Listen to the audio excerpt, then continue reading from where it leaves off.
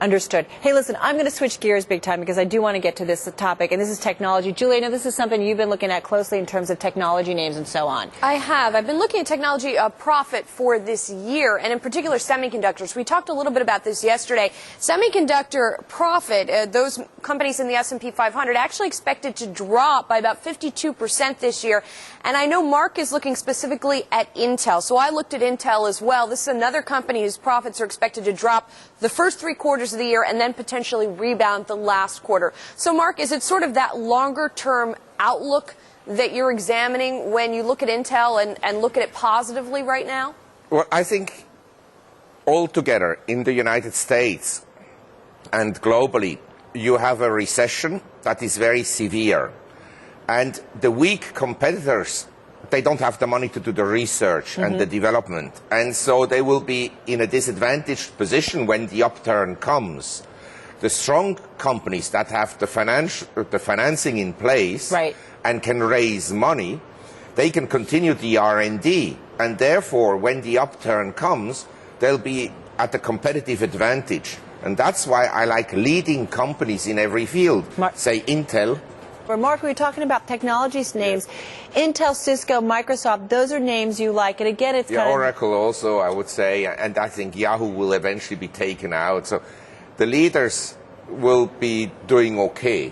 The leaders. So the strongest but in every survive. industry, I think in every industry, the leading companies will be emerging from the crisis. Whenever the economy recovers, will be very strong. So look for, again, the best names, the most established names. Yes, exactly. Also in Asia, say, if someone has no money in Asia, now you can buy top quality companies at reasonable P's. Most Asian markets, like Taiwan, South Korea, are at the level of 1988. Japan 4 weeks ago was at the 1981 level.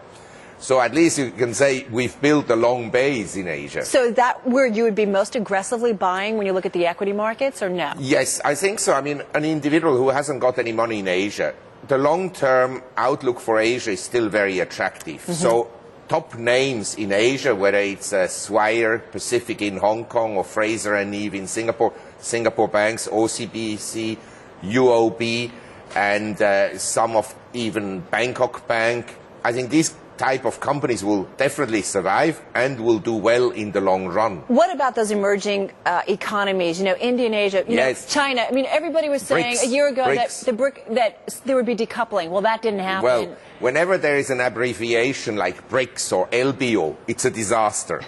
But every disaster leads to opportunities, and the BRICS countries have totally imploded the markets of Brazil, China, India, and Russia. And it's going to get worse, though, isn't it, in terms of the economies there? Well, the economy has imploded as well and is in a bad shape. But prices are now down to attractive levels as an entry point, as a trading opportunity, like the metal stocks I mentioned. So I think I would buy these BRICS countries for a rebound, looking for a rebound of around 30% from the present level. And by the way, in India and in China. In what time frame?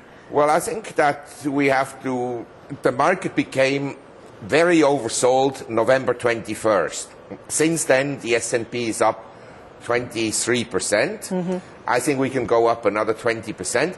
But near term, on a 10 days basis, the market is a bit overbought. So maybe we have a correction into February and then another move up March, April, and probably kind of a peak around April, and then a big setback, because I don't think that the economy will recover in the second half of 2009. I think we'll have to wait a long time for a real economic recovery.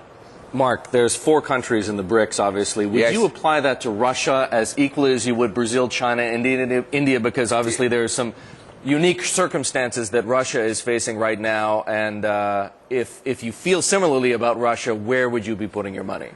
Well, I mean, I would buy ETFs because they're liquid. You can buy and sell them and so forth. And every market has actually reacted rationally to events.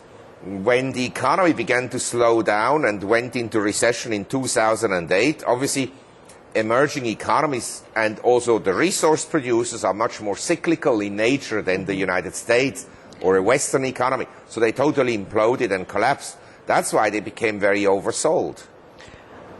It's like metal stocks. They are just You take an Extrata, it dropped from $91 to $10, and Freeport McMoran from over 120 down to 15. At 15, it was dramatically oversold. Or you take a dry shipping, dropped from 140 to 3 and now rebounded to 13. You have to buy the tennis balls that rebound.